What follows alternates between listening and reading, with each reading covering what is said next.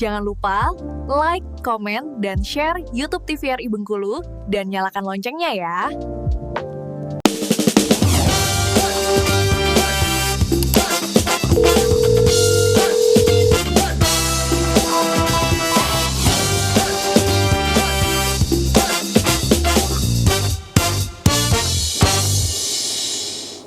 Baik pemirsa, terima kasih Anda masih bersama kami di Dokter Kito Besamo Kito Sehat. Kita lanjutkan ya dok, ya masih terkait dengan kontrasepsi non hormonal tadi dok. Baik, boleh langsung dokter?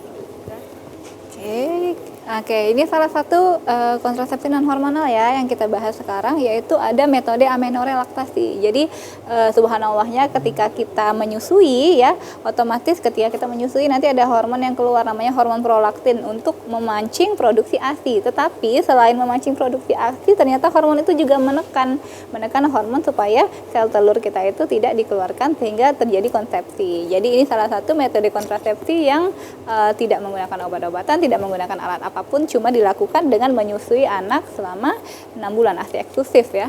Yang kedua, yang non hormonal juga ada kondom. Nah ini selain untuk kontrasepsi juga untuk mencegah penularan infeksi menular seksual. Jadi dari laki-laki maupun perempuannya. Jadi kalau mau menggunakan mau mencegah kehamilan sekaligus juga mencegah adanya infeksi menular seksual, ini bisa menjadi pilihan yang tepat. Lalu yang ketiga ada alat kontrasepsi dalam rahim atau AKDR. Jadi nanti kayak ada tembaga kecil ya, bentuknya kayak huruf T, nanti dimasukin menggunakan alat ke dalam uterus atau ke dalam rahim. Nah ini bisa dipasang dalam jangka waktu sekali pasang 5-10 tahun. Jadi bisa dicopotnya 5-10 tahun nanti. Ini untuk orang atau orang tua yang ingin menunda kehamilan dengan jarak jangka waktu yang lebih panjang, mungkin 5-10 tahun, ini bisa dilakukan pemasangan AKDR.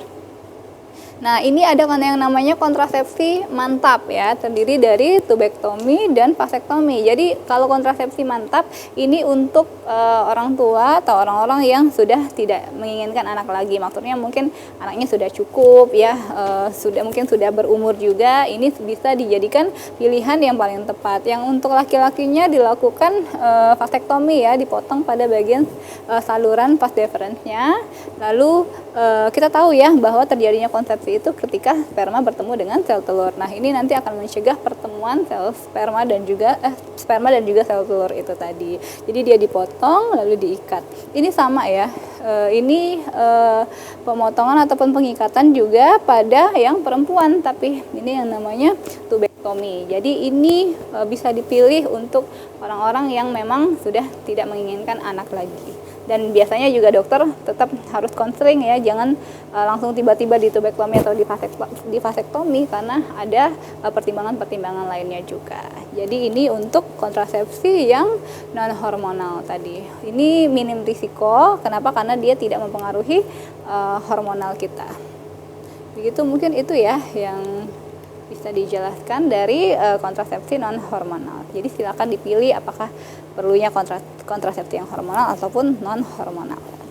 Oke, berarti untuk AKDR atau alat kontrasepsi dalam rahim ini salah satu pilihan untuk yang pengen kontrasepsinya jangka panjang ya dok? Iya.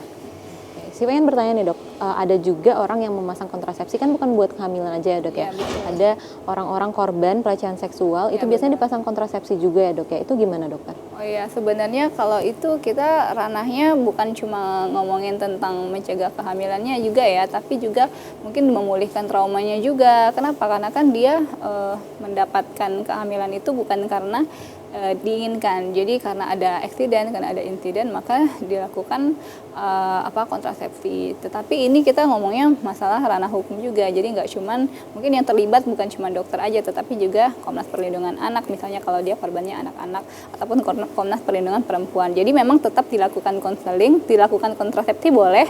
Yang jelas harus ada konsen dari si pasiennya, si perempuannya, dan juga harus ada pertimbangan dari pertimbangan hukum dan juga pertimbangan kesehatan bagi si perempuannya.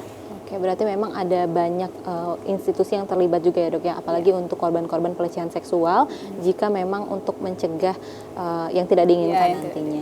Kalau misalnya dari dokter sendiri dok, tentunya di puskesmas banyak ya dok ya untuk ibu-ibu yang konseling terkait dengan KB ini. Tantangan yang paling besar nih dok untuk masyarakat memasang KB itu apa ya dok? Ya, yang pertama mungkin dari tadi ya Dokter Wenti sudah bilang bahwa di mindset orang itu kalau menghentikan kehamilan atau kontrasepsi itu fokusnya kepada ibu atau kepada perempuan. Jadi bukan kebanyakan mungkin selalu yang datang itu perempuan ya dok ya, selalu ibu-ibunya dan tidak jarang sekali didampingi oleh sang ayah. Padahal kan untuk merencanakan kehamilan itu kan enggak cuma ketika kita setelah menikah, bahkan jauh mungkin sebelum kita memutuskan untuk menikah, kita sudah bicara nih tentang plan untuk punya anak bagaimana, mungkin akan menggunakan kontrasepsi apa, itu sebenarnya sudah dibicarakan. Jadi tantangan terbesarnya salah satunya adalah mengubah mindset bahwa kontrasepsi ini bukan cuma concernnya itu di perempuan tetapi juga di laki-laki.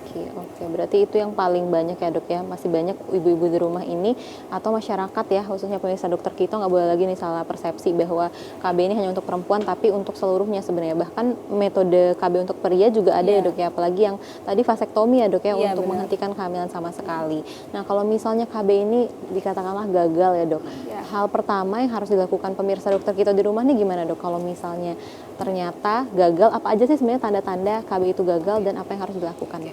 Sebenarnya perlu diedukasi juga bahwa tadi di awal kita bilang kontrasepsi ini tidak menjamin pasti akan nggak punya anak, maksudnya akan tidak hamil begitu. Bahkan ada orang yang mungkin sudah pasang IUD tetapi juga masih ada kemungkinan hamil. Yang pertama kita edukasi dulu bahwa efektivitasnya memang tinggi ya, tetapi akan ada kemungkinan ya, itu kan dari anugerah ya dari Allah Subhanahu wa taala kalau memang diberikan kehamilan begitu. Jadi kalau memang dalam tanda kutip gagal atau bocor bocor kayak gitu, kita bilang bahwa memang kita dari awal tidak menegaskan bahwa ini tuh pasti tidak hamil begitu, akan ada kemungkinannya. Dan kalau memang gagal ya mungkin kita lebih mengedukasikan risikonya pada kehamilan ini tuh apa. Ya, yang jelas kita tetap harus merawat si orang tuanya, juga harus merawat si ibu hamilnya, dan janinnya juga tetap harus diperiksa seperti sedia kala kalau memang sudah hamil begitu. Kalau tanda-tandanya gagal ya mungkin ya dia lihat ternyata kok nggak menstruasi, terus ketika dicek ternyata mungkin test packnya positif dan lain-lain. Nah itu berarti kan gagal atau kemungkinan bobolan ya atau bocor. Tapi tetap aja kita periksanya seperti biasa gitu. Ibunya tetap diperiksa seperti biasa, anaknya juga tetap dipertahankan. Nggak mungkin kita gagal ternyata kita gugurkan kayak gitu, nggak akan. Oke, berarti yang paling penting di sini adalah konseling tadi ya dok ya. Jadi memang di konseling itu bukan hanya kita menawarkan berbagai kontrasepsi, tapi juga banyak edukasi yang ada di sana. Jadi memang konseling ini sangat penting pemirsa sebelum kita melakukan pemasangan KB ya dok. Dan kontrol tentunya dok. Jadi memang apakah udah benar nih penggunaan KB yang kita gunakan di rumah atau belum. Nah kalau misalnya kayak kasus-kasus orang yang menggunakan pil nih dok, tentunya lupa itu menjadi salah satu hal yang banyak banget mungkin sering kali dokter temukan ya dok ya, baik dokter Pusan ataupun dokter Wenti di puskesmas. Kalau memang mereka datang kontrol dan juga bilang, dok saya lupa nih minum 1 hari kemarin, saya harus ngapain ya dok? Iya.